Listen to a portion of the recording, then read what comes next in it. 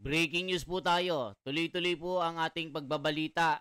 Update po tayo sa nangyaring riot na rally na peaceful sana na uwi po sa sakitan at di umano may mga namatay. Ngayon po mga kababayan, sinabi ni Isko Moreno ayon sa kanyang interview dito, ang pasimuno isang dating politiko at isang abogado. Ngayon po, makikita po natin ang mga nakamaskara, bakbakan po ito, pinapalo po ng mga tubo, binabato ng Molotov bomb, kahit anong madampot, bakal, yung mga batong malalaki, sinusugod po ang mga pulis. Ito na po mga kababayan.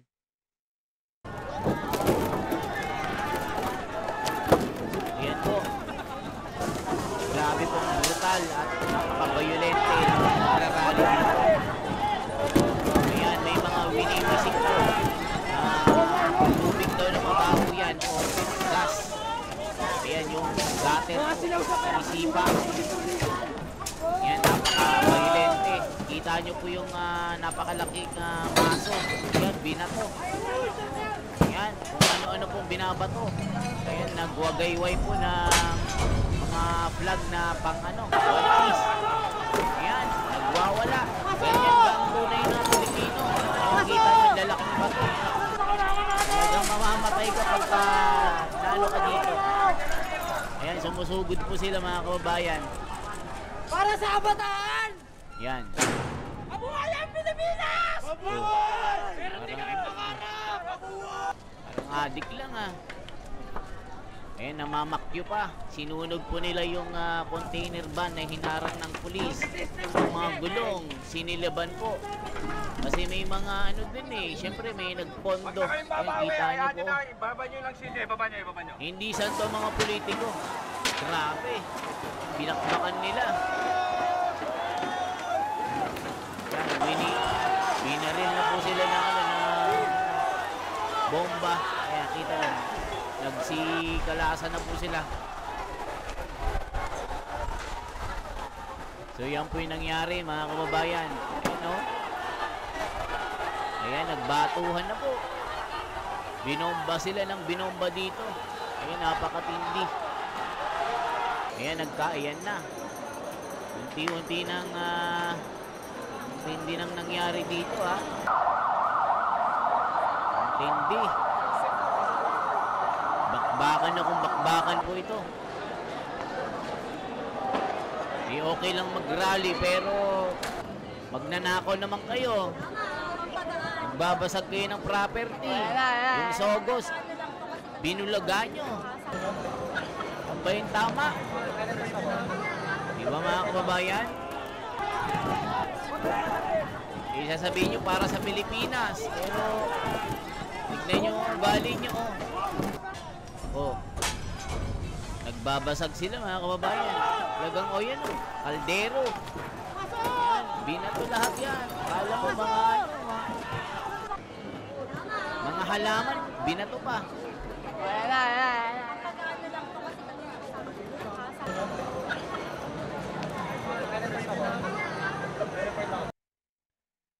So yan yung nangyari mga kababayan dito. So ano pang mga balita? Manila Youth Police is square off. Pati ibang bansa po, viral po tayo dito. Binitbit po ng mga pulis yung mga... Tignan nga natin yung iba. Ito si Isko Moreno kagabi po mga kababayan. I-check po natin anong ginawa ni Isko Moreno dito. Caltex Delo? So si Isko Moreno po kagabi, hindi po siya natulog. Naglinis po ito mga kababayan at inayos po yung mga kalat dyan sa Maynila. Alam niyo naman si Isko Moreno, yan yung kanyang specialty. Ngayon po may banta po siya na ipapakulong po yung mga nanggulo dyan. Sana pati yung pasimuno makulong. Sana ang makulong yung mga nangurakot. Ito na po si Isko Moreno mga kababayan. Ipakita po natin anong nangyari. MDRRMO nakalatag na as we have planned, and later on we'll be back before I think mga 4 o'clock to clear other things. But for now, mahigpit na pinatutupad. Since July 1 naman pinatutupad yon. Mas ano lang ngayon, mas maigting.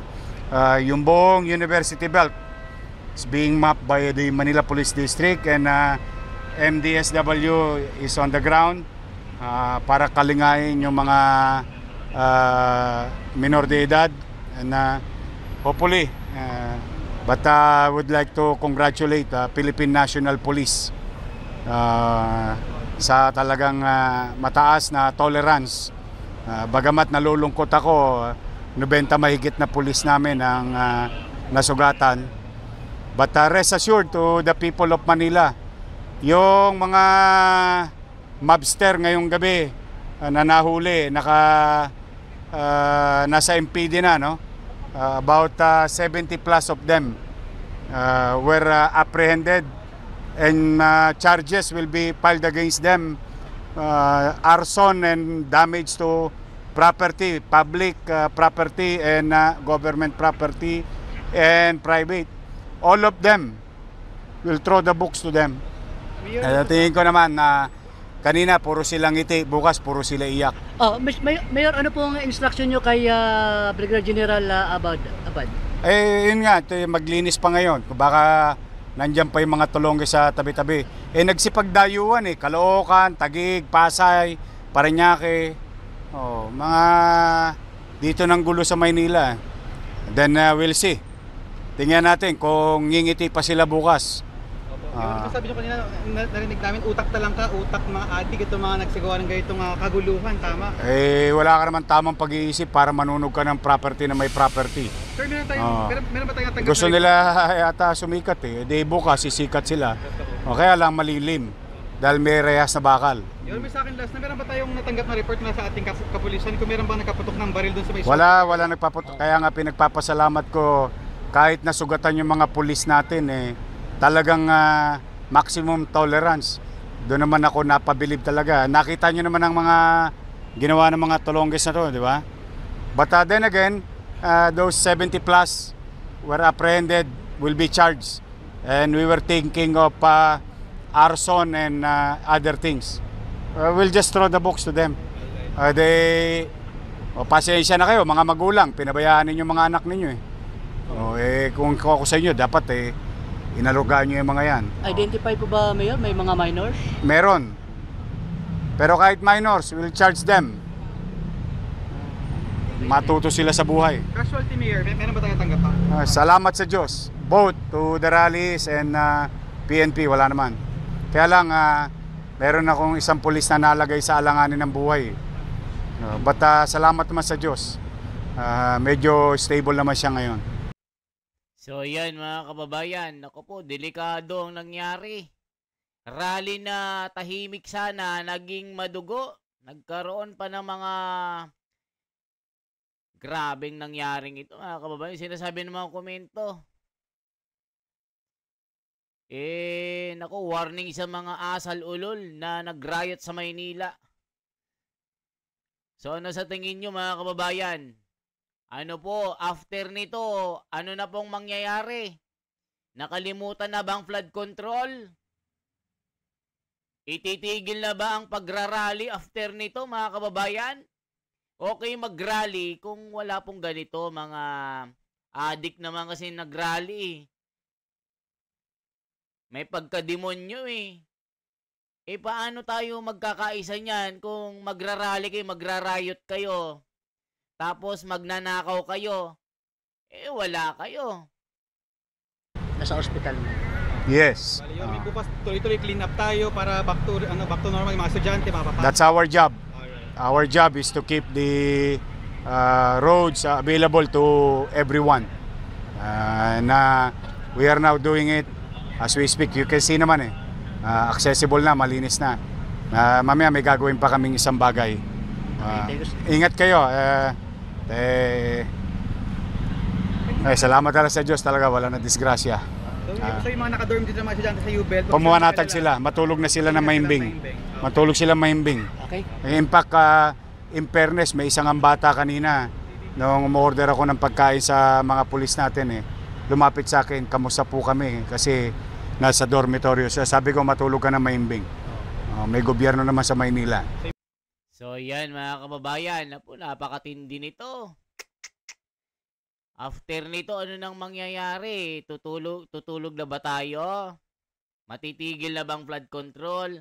Baka ito po yung sinasabi nilang ano eh. Di ba mga kababayan? Baka naman wala na. Matutulog na tayo. Wala na yung issue sa flood control. Riot naman. Mga kababayan, baka riot. Yung riot, takip na ito sa flood control. Wala na. Ako po mga kababayan. Delikado na naman. Tinakpan na naman ang flood control. Parang yung yung Itbulaga sa investigasyon, tahimik na. Anong nangyari? Wala nang investigasyon. Mula nung napalitan si Marcoleta, nawala na.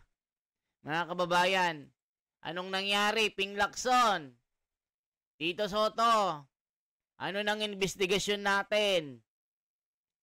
Mukhang tahimik na, wala nang ingay.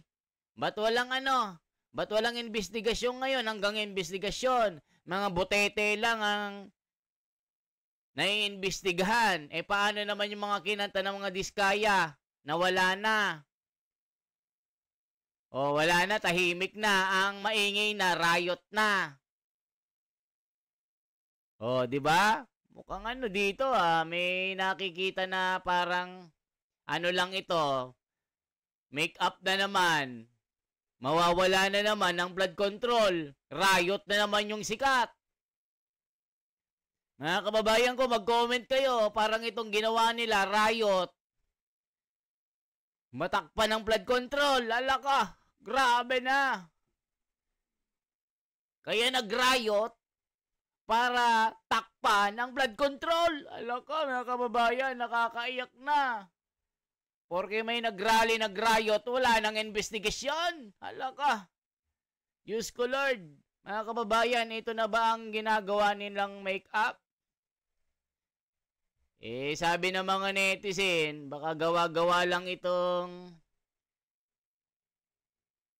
talagang pinunduhan ito, tapos gagawin nila mawala ang issue ng flood control. Hala ka. Yan ang sinasabi ng komento. Kaya mga kababayan, anong masasabi nyo dito? Once again, isang like po, isang share at isang subscribe. Salamat po.